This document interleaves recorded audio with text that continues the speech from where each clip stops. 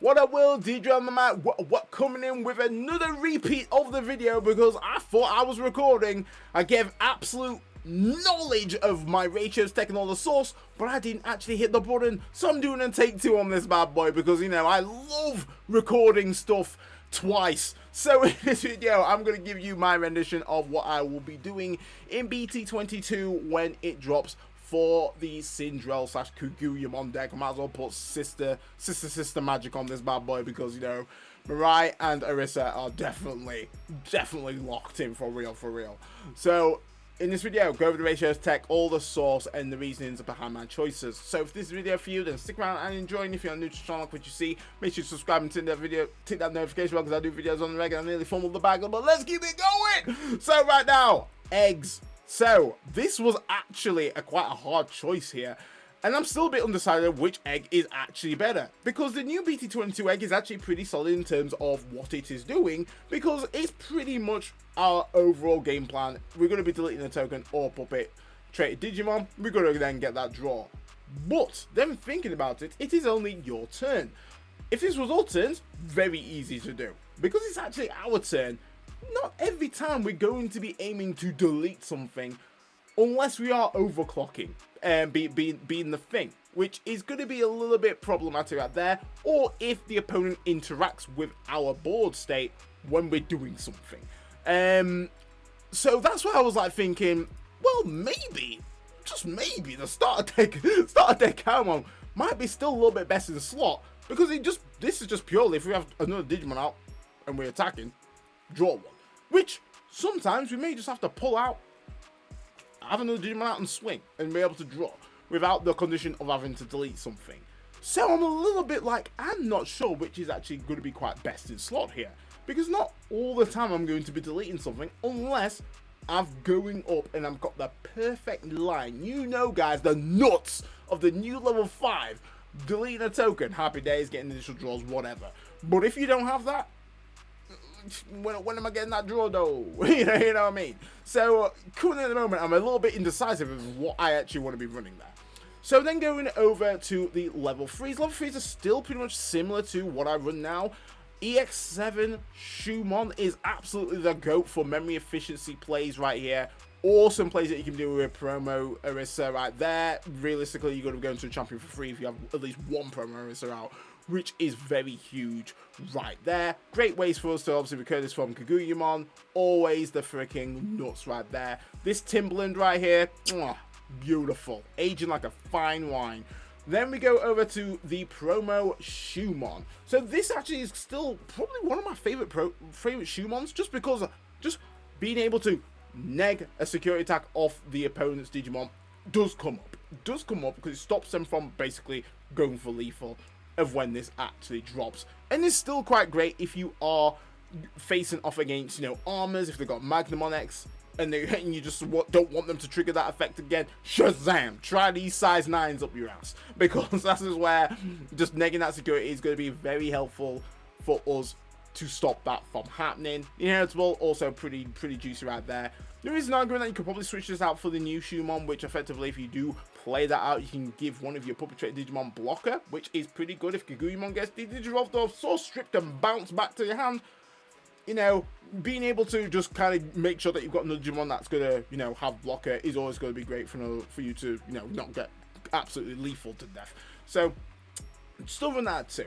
Then, the GOAT. It's going to be the starter deck Shumon. This card will give you the cards that you need. Honestly, just being able to search, and there's so many ways to get this card played out now with the new support, and basically, you know, the EX9 stuff is massive. Kaguyamon, just bring this back out, boom, get some more searches on. If you happen to then use your promo Arisa, throw this out, boy, off the on-play, more search. It's just nuts how much search you can do off this one card and keep recycling it. There's been times that I've literally been close to deck out because I've just searched so much with this card. Then we go with the new, obviously, EX9 Hanimon. This is a powerful level 3. This gives us the sweet purple goodness, blackcurrant flavor of the Digimon world in order for you to get that sweet flavor of your trash. Because leveraging your trash It's always been a purple strength, and now that we can leverage our trash to get whatever cards we want, if as long as they're in there, it's going to be helpful for us to obviously get our key pieces where we need to. Also as well, the Inheritable is incredibly strong and able to just kind of stop attacks, which stopping attacks is great. Granted, they will still get there when attacking effects, so obviously note that. But if you wanted to obviously stop them from doing any form of damage, once again, those particular matches when you're versing against Magna X, blam, just don't know, you're just not going to continue with that attack, you're pretty much Gucci. Or Cendrillmon right there can stop that attack from happening. If you're Kaguyamon and you've managed to delete something, delete that, so they don't get the end of attack effect right there, which once again is very helpful. So we still run that at 3. So that it is for the rookies. Not really much changes that I've implemented. I don't think the new Shumon kind of makes the grade, but time will tell. Going over to now the champions. So on the honorary member, which is going to be in the Nyabootmon, is just making sure that we're going to have our stack nicely protected, which is going to be very good for us as long as we have 3 or more security being the key thing here. The opponent can just rush your ends down and, you know, make this effect kind of null and void, so be wary of that. But if you are getting into your Kaguyamon and then from there you've managed to get this in your trash, you're freaking eating. And then on top of that, if you even have it 3 or less, effectively you can get a blocker and reboot, which is always fantastic right there. And also, it is a puppet trait Digimon, and it can either, your Kaguyamon can either on top of this, which is, once again, nuts. Best in slot, get your play set, your promo shoo. Honestly, this card is a menace, absolute facilitator, used everywhere, security, trash, just in your hand, absolute nuts. This, with your EX7 Shumon and a nice swift promo Orisa, you're cooking. You're absolutely cooking right there, because you're effectively going to go in this for free. You're going to get the token out. The familiar token does delete at the end of the opponent's turn, which is really good when you are at your Kaguyamon, because it forces them in a bit of an awkward situation where, like, do I out that now, or do I just leave it and then it outs me, being me in the thing. Even when you obviously you've tricked this from security, boom, you bring it out from you. Obviously the battle happens, and then you play it out, then get a token. Happy days. Really, really good stuff. Barrier, helpful there as well. Gives that nice bit of layer protection. Star deck Shoo, really good in regards to just setting up. It is a great bomb right there, which is good. Overclock, do not sniff up on that. Having a level 4 with Overclock is very strong. If you manage to get a few Kaguyamons out, this goes hard. This goes absolutely hard right there, because you could just overclock freaking Alliance, blam, 2 targets if necessary, or 1, depending on the Kaguyamons out, and then swing again, which is always great for a level 4 right there. So run that at 2. And then we go lastly with the Kaguyamon. Beating my expectations, I still feel like this is a very strong card to have in the deck, because Floodgates, nah, we ain't got time for that. And also helps us filter our hand and place what we need to place in trash in order for Kaguyamon to really leverage that, you know, that sweet blackcurrant flavor of the Trashville, in order for them to just obviously, you know, for us to get some value off that being important. If you're going to Kaguyamon first, realistically, this really just help you kind of move your pieces around in order for you to kind of place them out at the end of the turn. Because realistically, you don't want to go to Kaguyamon if you can't play anything out, because you just kind of left bit bare right there.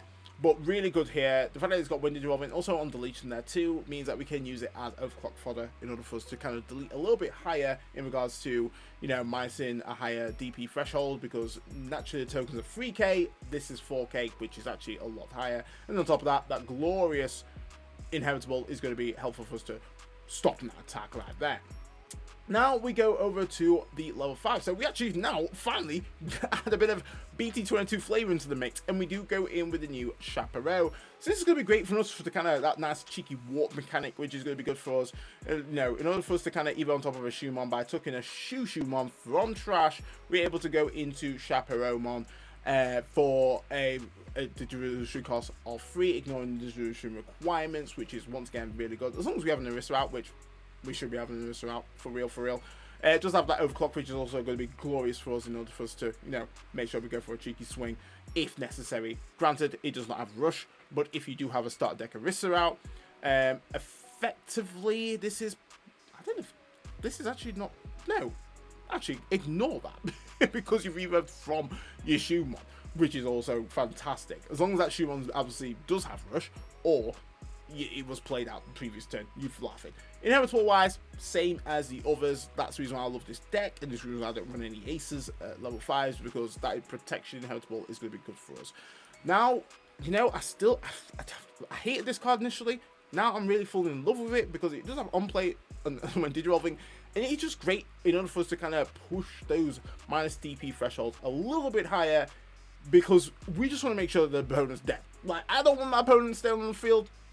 It needs to die. Also, the on play is really nice and works quite well with Armorai if we have to throw this out, being the thing. Inheritable is also fantastic for us, once again, that protection. But yes, it is purely more for the neg DP action. Depending on how many Digimon are on the field, we're obviously able to increase that by additional 3k. So yeah, happy days on that. Best in slot. This is what's made this deck so good now. It's just Kaguyamon. Honestly, this goes so hard, and the reason why I still using some of the ratios that I've got is because this card alone is just opened up so much value for the deck. It is beautiful. Being able to just cheat and warp up into our level 6 is going to be fantastic for us right there. And then on top of that, just have an inheritable there as well. As long as we can pop a puppet or a token, we're laughing, being the main thing here. Very powerful card, and this is where we lead into the level 6s, and we still currently just run a 3-3 split. The reason why I run a 3-3 split is because we are leveraging our trash pretty efficiently right there, and so we can grab pieces where we need to. So it might be that we happen to have some Kaguyamons in our security, opponent trips them out. I'm like, sweet, finally got level 6. But blam, I'm going to just try and recur that from some of my other Digimon and get it into my hand, which is obviously going to be fantastic for us to obviously go into this menace, because the fact that this is a free cost Evo is ridiculous. Absolutely ridiculous right here for what it does, is because, you know, grant alliance and blocker to all of our puppet traded Digimon and also tokens is freaking powerful right there. All turns when other Digimon are deleted, delete one of your opponent's lowest level Digimon. Huge. This is a mandatory effect, so you cannot skip this. It's not a you may. And then end of your turn, basically able to play a 1 level 4 or lower puppet traded Digimon from your trash without paying the cost. This is where I mentioned about the start deck Shumon. You're playing that out, you're just getting so much value back. Refiltering, getting your hand back full, which is always good. If you have 2 of these out, it's just very hard for the opponent to kind of come back. Promo Shoo really goes hard with this card as well, because effectively you're getting 2 Digimon out. In essence, you're getting obviously the promo Shoo, and then you're also getting the token there as well, which is going to be just good for you to kind of fortify the board, whilst then putting the opponent in an awkward predicament of, oh damn, that's going to blow up at the end of the opponent, end of my turn. How do I get rid of it? I'm basically going to get clapped by something. So very powerful card here. Though it is susceptible to Digivolve, this is the reason why we're running the Mechamon, which is obviously going to be handy. And then also Source Strip. I kid you not, start deck Magnamon has a field day with this card if it's kind of thrown out without many sources underneath, because it is a dual colored Digimon. So very powerful card. Definitely at 3 minimum. You can run it at 4, but like I say, I don't like going into this too early. I really do not. But this though, I don't mind going too early at all. So currently at the moment, like, because the new support that we've got, we've only had it for less than a week. The boost that it's got is huge, like astronomically huge. Because I've been playing this deck since day 1, and I've been cooking. You know my profiles, guys. I've been cooking all day, every day. So seeing the progression of how this deck goes, it's literally gone like, it's flown up the scale. And I think now it has great ways to be very aggressive early on. And this is where Cendrillmon is really good early game. If you manage to get her established quite early, it's quite hard for the opponent to be doing anything. The opponent will have to sit in back and make sure that they can get to a level which can effectively out this. By the times that happens, you've probably already got a second stack going, being the thing. So Cendrillmon just helps you add that nice bit of aggression, control the field, get tokens out, it's really strong with just simply the new level 5 that we've got. The issue with this card was that it was too costly to get into. Not anymore. It is very cost efficient to get into this. And then if you do have the promo reserve, you just suspend those and you get further memory. You print in memory at some points. So really good that this is always going to be constantly getting you those tokens at the start of main, which then is just free value for you to effectively either use them as alliance fodder or overclock fodder. And that's the thing. Granted, we do have the new BT22 Cendrillmon, which may swap for this, but I do like that it does have the when attacking neg 6k DP off of a Digimon, and this is not once per turn. So once again, you're getting that full value of you actually leveraging the full potential of this. Because back in the day, it was like Evo into this, passing turn, getting one overclock, minusing 6k, pop a token, 9k, cute. If you have promo Shumon in the stores, you know, 11k, yeah, in that sense. Now, sheesh, it's 15 minimum. It's nuts. 16 if you delete Kaguyamon. So it's crazy what this card can be doing, and this is why I still do value free split, because this alone was strong, or is strong, in EX9. Then Bandai was like, yo, here's a level 7, enjoy. So good. Nyabootmon. And this card is gorgeous. I'm not gonna lie, I'm hoping Tanami Kanji on the pen on this one, because I'm waiting for that ult. Oh, that ult is gonna be sick. And this is an absolutely fantastic level 7 that we can be going into. And it's also a little bit of a pseudo level 6, because obviously we can digivolve into this from Cendrillmon for the cost of 6. Because we have ways to reduce that cost, it ain't gonna be a freaking problem whatsoever. We have Emblem, we have Promorisas. It's gonna be very cheap to go into this. It does have Overclock, which is fantastic, and then on top of this, it's kind of like the yellow medieval for the deck, is that it does have the when digivolving, which you can proc twice, because off of the all turns, is that you may play one level 4 or lower puppet trait Digimon card from your hand without paying the cost. Then one of your opponent's Digimon gives 3,000 gives minus 3,000 DP until the end of their turn for each of your Digimon, which is really huge right here, because realistically you're going to get the when digivolving effect, and then you're going to basically, depending on how wide your board is, going to neg something, overclock, delete a token, and then from there trigger it again, which is going to possibly delete something else. It's a very powerful card, and the fact that it lingers to the end of the opponent's turn is also strong. This deck goes incredibly wide, so you know, the fact that we can stack 3k per Digimon on a Digimon is going to be freaking massive right there. So this is the reason why I'm still running like a bit of like a you know, like 3-3-2, because effectively we can actually evo this on top of our chaperos, which we do run 3 of right there, which is cool. Obviously we can recur these, not a problem. It's never been an issue in finding these. Sometimes it's an issue finding this beautiful son of a gun, but yeah, we can happily evo on top of these, which is definitely not a problem. And then yeah, absolutely fantastic card here. We do run this at 2. I think 2 minimum. 3 if you're feeling fancy. If you really want to lean into this card, 3 is probably the way. But these 2 alone are amazingly strong. Like, a very strong card. Working in tandem. So this is the reason I'm currently not really going too deep in terms of doing something else. Because, like I say, I've literally had these cards for a freaking week. Like, I want to taste the flavor of them at least, you know. It's like Christ, I've been waiting for this support for so freaking long. So let's go then to the options. Options not really massively changed that much, but I did say in the Ballroom Blitz Discord, make sure you join for that. But yeah, I think I said that realistically, ratio wise, I would swap the Flame Hell Scythes for the level 7, and then literally the yellow memory boost for the Emblem. Because Emblem, God, this card is crazy with Promarissa. Like, absolutely crazy. Getting the condition off is freaking easy. The fact that we can play a Shumon or an Orisa from hand or trash is freaking nuts for the cost of 3, which Once again, it's that utilization of everywhere is what I like, the direction that they're going in. And then, obviously, when we are, you know, suspending our promo Orisa, usually we trigger an Evo to do that.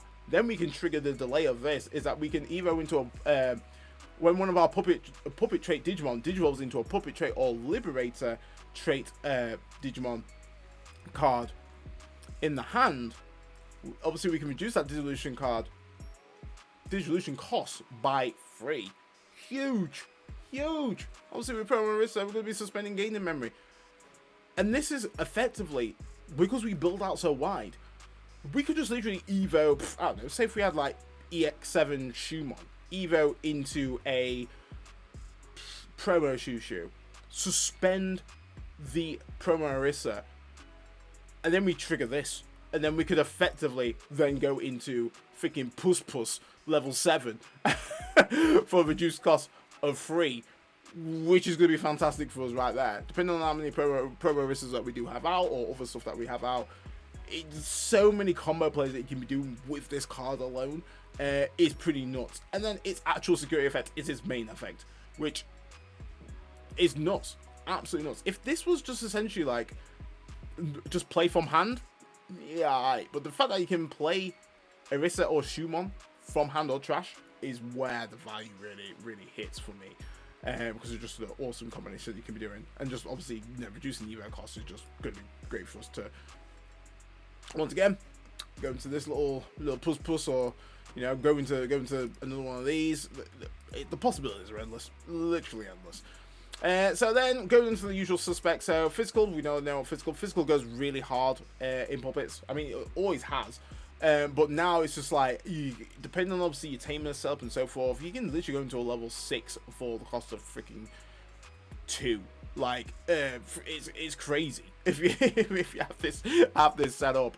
So obviously the perfect idle line would be EX7 Shumon, Evo, and you have a promo Orisa out, Evo into promo Shushu, suspend your promo Orisa, obviously reduce that cost by 1, and also you reduce the cost by 1 from your EX7 Shumon, so effectively 3. Get your token, pop this, Evo into Kaguyamon, delete said token, and then go into a level 6 of your choosing. Nuts. Absolutely freaking nuts. And that's an easy play to do. That's pretty much bread and butter play. So then let's go over to the Tamer setup. So right here, this is the current spread. This is the current spread that I currently run in EX9. It's beautiful. I am testing this like a mad lad. Testing Mirai at 4. It's alright. It's alright, because I want to see it a lot more earlier. But I think 3 is just the perfect amount, realistically. But this just opens up so many cool plays. It can also fix your hand as well. Because sometimes you just might not be him. Like, you might not be him, and sometimes you just don't want to kind of throw some out and then warp into something and then possibly get bounced or dealt with in that sense. But this can really just kind of fix your hand and really help you set up right here. And this is purely a set up card. When you're playing this, you're setting up for future plays. It is freaking nuts. Being able to reel free and just basically get pretty much your entire deck is pretty nuts. And then the thing I like about this is, like, your turn, it's not a matter of like you have to suspend this Tamer to do the effect, because this works around Chaos Volderon. Not necessarily the disable of on plays, because that's fucking nuts. I don't know what bad I'm thinking about that one. For Tamers, I don't understand for like Digimon, yeah, but for Tamers as well, sheesh, like, leave that out. But the fact that, like, we can still basically get the effect of this even through a Chaos Volderon effect is really nice, in order for us to effectively get out our Tamers and so forth, and once again execute that setup. And this is why I like the promo Orisa for this, because with the Mirai is able to reduce the cost by 3 of what we ever were playing. So if we're playing out the promo Orisa, we're playing that out for free. If we're playing out a puppet trait Digimon, Shumon, it's going to be for free. But if we happen to want to play out a promo Shushu, it's going to cost us 1, which sometimes you do those kind of funky plays. It really depends. But if you're doing it with this, effectively, you're going to be playing this out, you're going to play out a Shu, and there's 2 Shus that you want to be playing out with. People just think, oh yeah, you know, if you're not going to start deck Shumon, you don't really get too much value. That's not true at all. If you have the EX7 shoe, you get massive value from playing this and playing that, because effectively you're cheating into an Evo for free at that point, and that's going to be having going into a champion for free, which is pretty big for this style of deck, because obviously you want to be building up a second line pretty efficiently, and this is definitely one of those facilitators in order to do that. So we do have a plethora of Orissas. We obviously have BT22 Orissa, which I swear if that gets an art, I'm gonna have to chase it. You know, I'm the puppet king. You know, I love this deck so much, but I wish it wasn't wasted on that. And I'm not saying it's bad by any stretch. You know, having draw is good, and being all turns is also great there as well. But you're not getting immediate value. I feel like when I'm playing it, it's not immediate. This, when I'm playing it, I'm getting something from it. Something I am doing when I'm playing this is immediate value, and that's the difference between, you know, you going fast or you going slow. Like, say when I'm playing this, when I'm playing the EX7 Orissa, depending on at what point I'm playing this, sometimes can't give me that immediate value. Being the thing, if it's like, you know, if I just need to pass turn and play this out, yeah, it'll give me a value at the end of the opponent's turn if they've played out a Digimon. If they've not played out a Digimon, it's not done anything. It's just maybe past turn. But depending on when I'm playing this, can give me some awesome value. This is always giving me value. There's literally 8 cards that will give me value of playing this, being the thing. And then from there, even if I don't play anything that's not getting me value instantly, I'll evo into something and I'm still getting that value. So out of all the Orissas, this is a very strong Orissa of what we've got currently. And this is why I don't even want to glaze. I'm not glazing at all. I've seen it in practice, and people who have faced me know that when this is out, it puts them in an awkward predicament, because I'm just printing memory for me just climbing up a line at that point. And we have ways to obviously reduce costs and so forth, which is pretty freaking nuts right there. So Permarissa, very solid. Only gets better in BT22, because realistically we're going to be suspending this so often, which then triggers this, which effectively is going to make us evo into something for the reduced cost by 3. Pretty nuts right there. And yeah, Permarissa's freaking solid. Very solid card. Back onto the EX7 Orissa. Great card out of when it comes to kind of tiers of the different Orissas. I think this is always a great card in the slot, because it just helps us kind of, you know, re-stabilize our board if they've managed to kind of out it, and if they've passed turn and deleted one of our Digimon, because that's the other thing they could do. Effectively, this will kind of help in order for us to get a puppy traded rookie out, so we can actually attack with it before obviously when the turn passes, because it was played at the end of the opponent's turn, not our turn being the thing. And also just gaining memory if the opponent has Digimon is always welcomed. But guys, for the second time me recording this, I am done. So overall, what am I thinking to the new support? I think new support is absolutely solid. Great additions to the deck. Obviously, finally got our new level 7, which is going to be fantastic for us. Great extension right here. Exactly what the deck needed, and a lot of cool plays that we can be doing with this card. I think currently EX9, like I've said, it's a massive boon to the deck. The deck is gone from just steady, boom. EX9 came in. Orissa's sister, Mirai, just opened the floodgates of the cool combinations that you can be doing with this deck.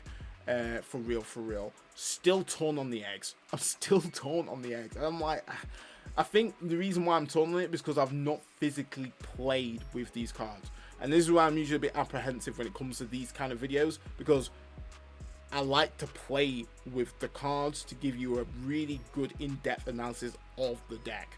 Being the thing, but I know a lot of people do prefer to, you know my thoughts of what these cards actually do, and my rendition of how I would build it based on my experience of, you know, extensively using this deck since the day ones. So, you know, I'm prepared to be cooked in the comments, guys. I'm prepared to be grilled. I still think like this is probably, I still really like this card. It's not because I've got the SPs whatsoever. I just think the variations of deletion effects is really good, and sometimes depending on what type of tournament you're in, you'd need different ways to deal with different stuff, being the thing, and I think it only just complements to this anyway, being the thing. So yeah, on that note, I'm done. So if you enjoyed the video, smash it with a like as a standard. Stay safe, stay fly, and I'll catch you next one. That's your boy D Dread, off the mic.